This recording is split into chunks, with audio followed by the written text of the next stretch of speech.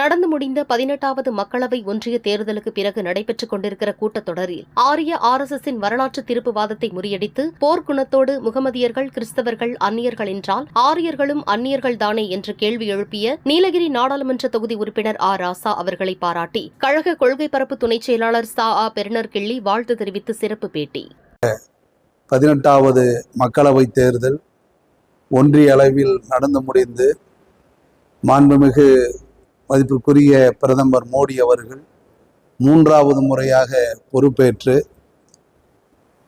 அவை தலைவர் தேர்வுக்கு பிறகு விவாதங்கள் நடைபெற்று கொண்டிருக்கிறது.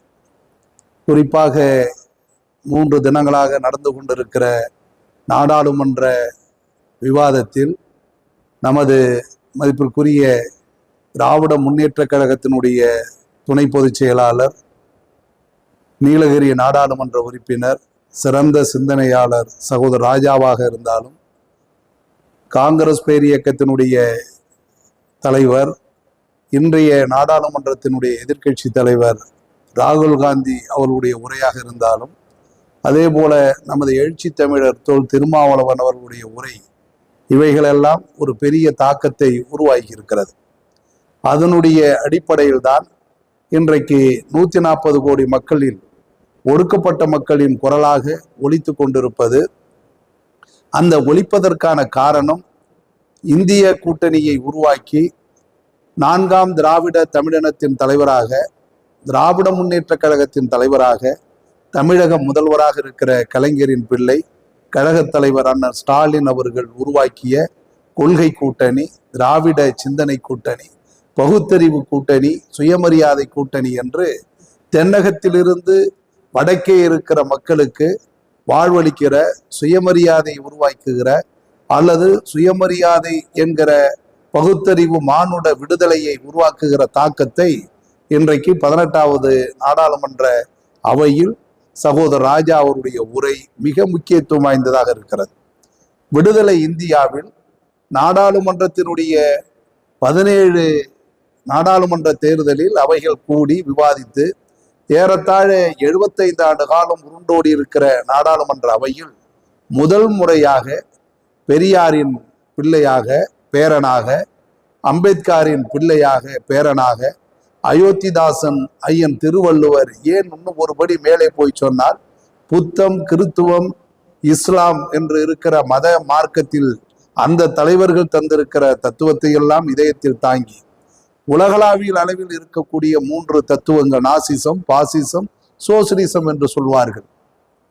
அந்த தலைவர்கள் உருவாக்கிய அந்த தத்துவத்தை, வரலாற்றை சீர்தூக்கி பார்த்து இன்றைக்கு சுய சிந்தனையோடு பெரியார், அண்ணா, கலைஞர் வாரிசாக இன்றைய தலைவர் தமிழக முதல்வர் அண்ணன் ஸ்டாலினுடைய குரலாக நாடாளுமன்றத்தில் சகோதரர் ராஜா அவர்கள் ஒலித்திருக்கிற உரை, குரல் என்பது சாதாரணமாக கடந்து செல்லக்கூடிய குரல் இல்லை.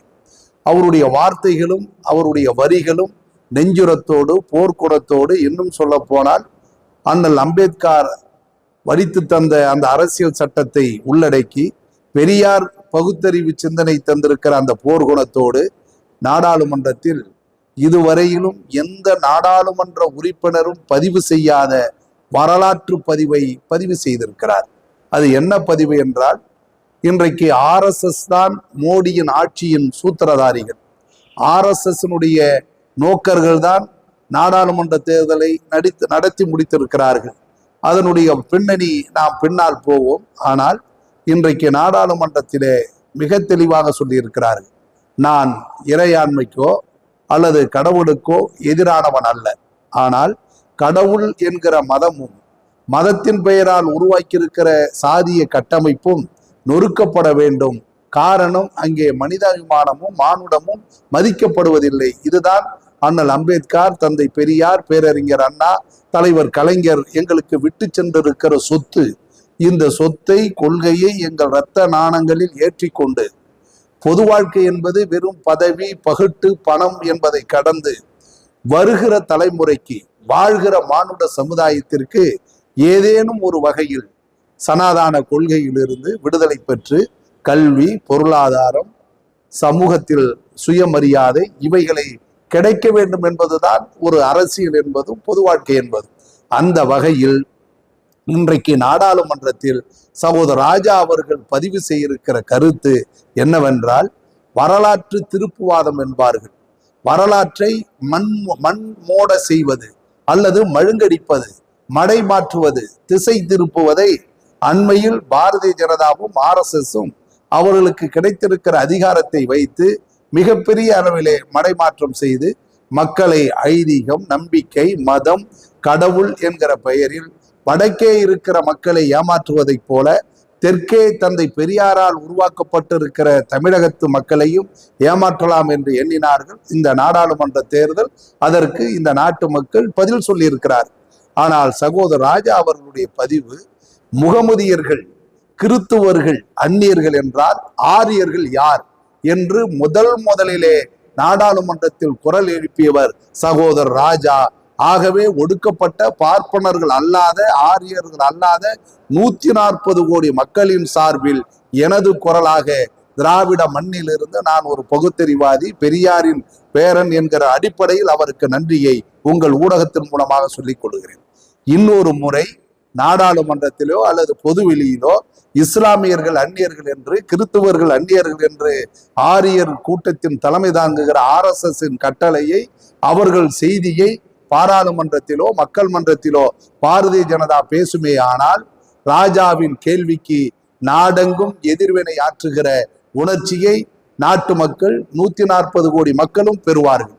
எனவே இதை பயன்படுத்தி கொண்டு பாரதிய ஜனதாவும் RSSும் வரலாற்று திருப்புவாதத்தை, 2000 ஆண்டு கால இனப்பகையை நியாயப்படுத்தி அந்நிய மொழியான சமஸ்கிருதத்தோடு பிற மொழியை உருவாக்கி ஊடுருவி அதிலே குறிப்பாக திராவிட மொழியை, திராவிட இனத்தை, திராவிட சிந்தனையை, திராவிட தலைவர்களை மழுங்கடித்து விடலாம், அலட்சியப்படுத்தி விடலாம் என்று எண்ணினால் அது ஒருபொழுதும் நடக்காது.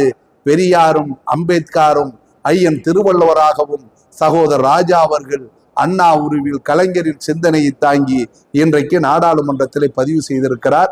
அந்த பதிவுக்கு உங்கள் ஊடகத்தின் மூலமாக ஆரியர்கள் கைபர், போலன், கணவாய் வழியாக ஊடுருவினார்கள்.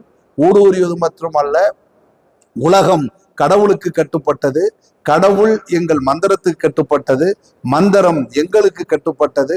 ஆகவே ஒட்டுமொத்த மானுட சமுதாயம் ஆரியர்களுக்கு, பார்ப்பனர்களுக்கு அடங்கி ஒடுங்கி கைகட்டி வாய்ப்புத்தி சனாதான கொள்கையை ஏற்றுக்கொண்டுதான் வாழ வேண்டும் என்கிற அந்த சனாதான சட்டம் நாடாளுமன்றத்தில் சகோதரர் ராஜா தகர்த்திருக்கிறார்.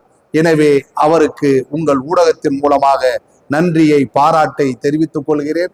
உத்தமர் காந்தி அவர்கள் பாகிஸ்தான் பிரித்து கொடுத்த பொழுது அந்த நாட்டிற்கான நாணயத்தையும் விடுதலையும் கொடுங்கள் என்று சொன்ன காரணத்தினாலே மோடி, அதாவது கோட்சே போன்றவர்கள் சதித்திட்டம் தீட்டி உத்தமர் காந்தியை சுட்டு கொன்னதை போல ராஜாவுக்கு ஆபத்து வரும்.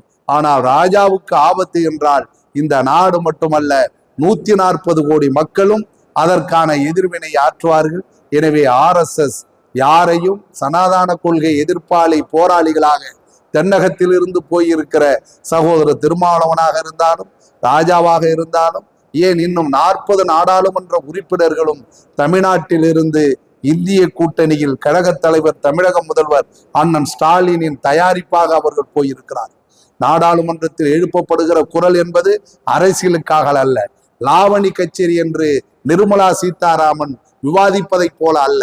இந்த குரல் என்பது மானுட சமுதாயத்தில் புத்தம், அண்ணல் அம்பேத்கர், தந்தை பெரியார், மார்க்ஸ், ஏங்கல் போன்ற மானுட சமுதாயத்தின் விடுதலைக்கு சிந்தித்த அந்த தலைவர்களின் போதித்த அந்த கருத்தை இன்றைக்கும் நாளைக்கும் காலம் காலமாக வருகிற மானுட சமுதாயத்திற்கு விட்டு செல்ல வேண்டும் என்று விரும்புகிற, விரல் விட்டு எண்ணுகிற மானுட போராளிகளின் முதன்மையாக சகோதரர் ராஜா இருக்கிறார். எனவே உங்கள் ஊடகம் மூலமாக அவருடைய உரைக்கு பாராட்டி 140 கோடி மக்களும் ராஜாவை ஆதரிப்போம், பாராட்டுவோம். திராவிடம் என்பது, அண்ணா என்பது, கலைஞர் என்பது, பெரியார் என்பது, அண்ணன் ஸ்டாலின் என்பது அரசியல் அல்ல, மானுட விடுதலை, சுயமரியாதை விடுதலை, சனாதான எதிர்ப்பு. அந்த களத்தில் என்றைக்கும் கரம் கோர்ப்போம், போராடுவோம், வெற்றி பெறுவோம் என்று ராஜாவை வாழ்த்துகிறேன். வலைதளங்களில் பயணித்துக் கொண்டிருக்கிற இன்றைய தலைமுறை, வளரும் தலைமுறை நாடாளுமன்ற விவாதத்தை ஊடகத்திலே பார்க்க வேண்டும், செவிமடுக்க வேண்டும், பத்திரிகையில் படிக்க வேண்டும். யாருடைய உரை சமுதாயத்திற்கு மானுட விடுதலைக்கானதாக இருப்பது என்பதனை வளரும் தலைமுறை புரிந்து கொள்ள வேண்டும் என்பதற்காகத்தான் உங்கள் கேள்விக்கு உங்கள் ஊடகத்தின் மூலமாக இந்த பதிலை சொல்லுகிறேன். எனவே பொழுதுபோக்குக்காக பார்க்கிற பார்வையாளராக இல்லாமல் வளரும் தலைமுறைக்காக அறிவை விரிவு செய்வதற்கு அகண்ட பார்வையை உருவாக்கி மானுட விடுதலைக்கு தயாராகும் என்று ராஜாவின் உறவிக்கு நன்றி கூறி ஊடகத்தில் பயணிப்பவர்கள் இதை கவனிக்க வேண்டும் என்று நாட்டு மக்களுக்கு எனது கோரிக்கை வைத்து உரையை நிறைவு செய்கிறேன். நன்றி, வாழ்த்துக்கள்.